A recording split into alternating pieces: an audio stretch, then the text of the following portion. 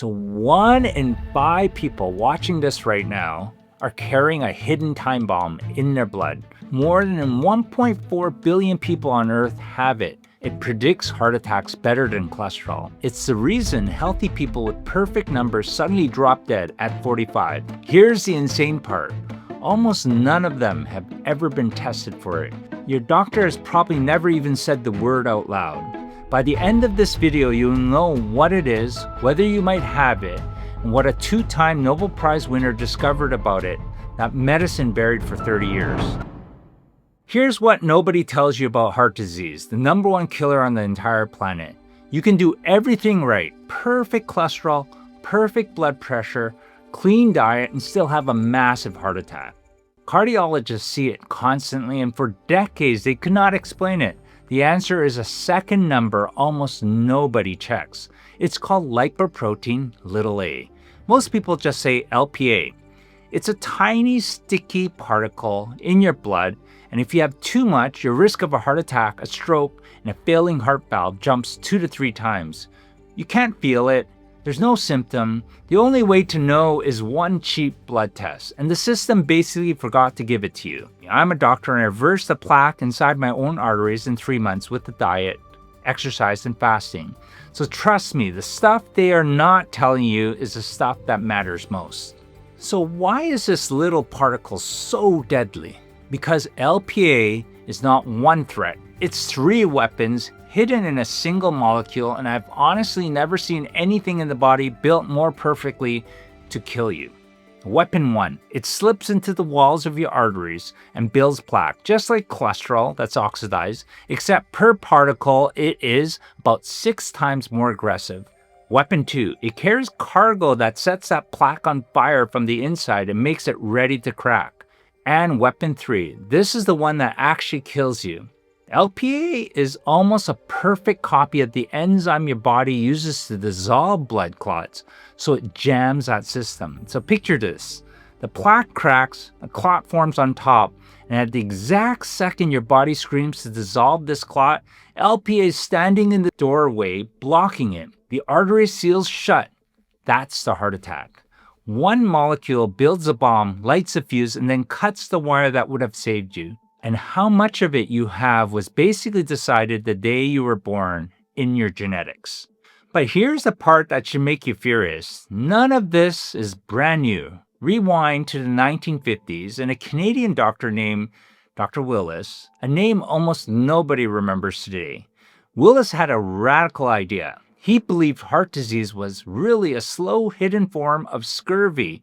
That's a vitamin C shortage right inside the arterial wall. Unlike everyone else, he actually tested it, first in guinea pigs. Almost every animal makes its own vitamin C.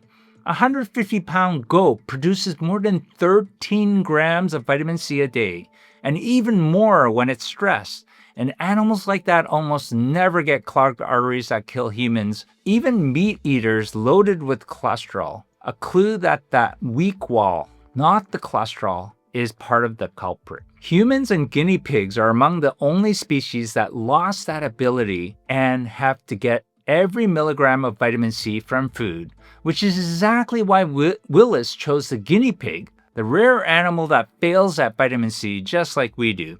He fed them a vitamin C starved diet, no extra cholesterol, nothing else, and they grew plaque that looked exactly like human heart disease. Then he gave them vitamin C back, and the plaques dissolved completely. Total reversal. Then he did something nobody had ever done. He took 16 patients with real atherosclerosis, put 10 of them on 500 milligrams of vitamin C 3 times a day, and used X-ray dye to photograph the same arteries months apart in the leg, the femur. The year was 1954.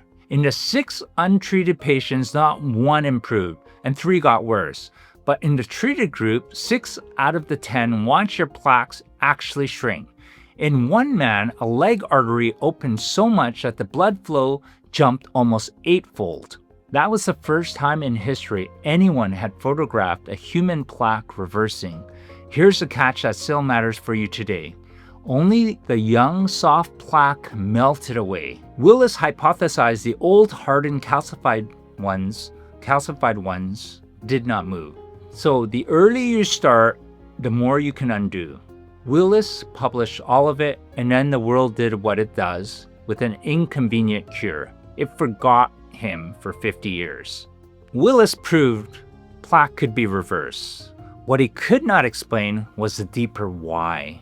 That took the most decorated scientist who ever lived, Linus Pauling, the only human to win 2 unshared Nobel Prizes by himself. The man who helped write the rules of chemistry, also he won a Peace Prize. Decades after Willis, Pauling zeroed in on that the dangerous LPA particle and asked the simple question, why does the body even make it? His answer, LPA is an emergency patch the body slaps onto weak vitamin C starved arterial walls. The species that lost the ability to make their own vitamin C are the exact same ones that pile up LPA. To Pauling, this was Willis's hidden scurvy with the mechanism finally exposed. The LPA was the body's desperate repair mechanism, desperate repair tape for a wall that vitamin C should have kept strong. Then he said that the thing that should have changed medicine forever, he said he could prevent it, maybe even reverse it, with 3 cheap things from any pharmacy. But before I tell you what happened next, I want you in this with me. Pause the video right now and answer me honestly in the comments. Have you ever actually had your LPA measured? If you have, tell me whether it came back normal or high. And if you have never had it checked or you've never heard of it until today, just comment never measured. I'm genuinely curious how many of you even know your number. So take 10 seconds, drop your comment, and come right back. Because what happened next is not what you would guess. Pauling was so brilliant, why is this not on every billboard in America? 3 reasons. First, his reputation. He had spent years telling everyone to megadose vitamin C for colds and cancer. And when the Mayo Clinic tested it on cancer, it flopped. So medicine rolled back its eyes, decided Pauling had lost it, and threw his heart idea in the same trash can before anyone tested it. He also died from cancer in his 90s. Second, there was never a giant clinical trial and a gorgeous theory with no trial behind it, just a hunch. And third, you saw this coming, follow the money. Medicine had just bet everything on cholesterol and statins, which were launched in 1987. A multi-billion-dollar empire. A man saying the real villain is a vitamin C, and a weird lipoprotein was extremely inconvenient. It was ignored. Pauling died in 1994 with his idea buried. He was right about the part that matters most. In just the last few years, cardiology has quietly admitted that LPA is exactly what Pauling said, a real dangerous genetic cause of heart attacks. And the most expensive drug research on the planet right now is racing to do one thing, lower your LPA, the exact target Pauling pointed out in 1990. There are brand new drugs that smash it down by 80%, almost to 100%. The whole field swung right back to his idea, just with high-tech patented genetic medicine instead of vitamins. Those drugs have not yet been proven that they save lives, even if they reduce LPA. When scientists tested vitamin C orally, not by IV, it did not lower LPA. So that piece of his theory did not hold up. So vitamin C does not even lower the LPA number. Why is it part of something I'm testing out? Because lowering the number was never its job for me. Healing the wall is. Your body cannot make a single molecule of vitamin C, yet it needs it everywhere. Your skin, your gums, every blood vessel in your body. Because vitamin C is the tool it uses to build collagen, the scaffolding protein that holds you together. When you run out completely, you get scurvy. This happened on sailors as they went on boats for weeks or months. Your gums bleed, your skin breaks down, your blood vessels literally come apart. That's collagen failure. And the inner lining of your arteries, the endothelium, sits on that same collagen. When you are even a little low day after day, that lining turns weak and leaky, and that's exactly where plaque begins. Now meet the man who connected the dots, Dr. Matthias Rath, A German physician teamed up with Pauling in the early 1990s. Rath tied LPA directly to vitamin C deficiency, and together they worked out why the cure needs more than vitamin C alone. It needs two amino acids, lysine and proline. Both are the raw material vitamin C turns into collagen, so they help rebuild the wall. And lysine does something extra and clever. LPA grips your arterial wall and the fibrin in clots using docking points called lysine binding sites. Flood your blood with free lysine and you jam those docking points. LP cannot grab on, it cannot block your body from clearing a clot. In their early experiments, animals starved of vitamin C piled LPA into their arterial walls, and the moment the vitamin came back, it vanished. So here's the protocol Pauling and Rath used. Vitamin C, several grams a day. Lysine, 2 to 6 grams. Proline, 1 to 2 grams. So the good news is you can get the lysine and proline straight from food. A few cups of lentils, beans, and vegetables a day will cover it. But the vitamin C, you cannot. No diet on earth reaches those doses. So that one has to be a supplement. Do not start high. Your gut cannot handle it. A big dose all at once and will let you know with loose stool. So start low. Begin with 500 milligrams or 1 gram once a day with a meal. After a week or so, move to 2 grams across 2 meals. Then build up slowly from there in powder or liposomal form because you absorb far more that way. Spread it throughout the day and you keep the artery wall saturated and healing. Personally, I take 2 to 3 grams a day along with my lysine and proline, and my own LPA is actually low. So why bother? Because with my LDL and my LPA both this low, they are basically non-factors. Almost nothing is reaching my vessel wall to build new plaque.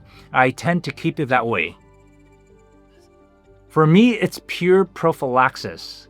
But if you're one of the 1 in 5 walking around with a very high LPA, this is about the most inexpensive, theoretically sound experiment you can do for yourself, while the real drugs are still in trial. So just understand, this is a long game. In it for years, not for days. You're protecting an artery wall over decades. No trial has proven this exact regimen yet, but it's cheap, it's safe, the chemistry is real, and I'm betting the longer studies finally catch up. So what do you actually do with all of this? 3 things. Number 1, get tested. Ask your doctor by name for an LPA blood test. Because it is genetic and basically fixed for life, you usually only need it 1 time ever. 1 test could reveal a risk that has been hiding inside you since birth. Number 2, if it comes back high, don't panic, but don't ignore it. You probably cannot move the number that much with diet, although there have been case studies that have reduced it 20, 30, 40%.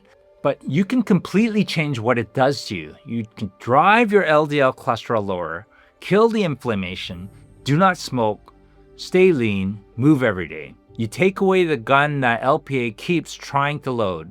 Number 3, watch the space because the drugs built to target LPA directly are coming fast. They could be a big shift in heart medicine within a generation. These videos save lives. Tag me, like, subscribe, and ask your questions below. Click one of these videos and share it with someone you love. Together, we will save lives. For my up-to-date learnings and more, visit me at ham.com.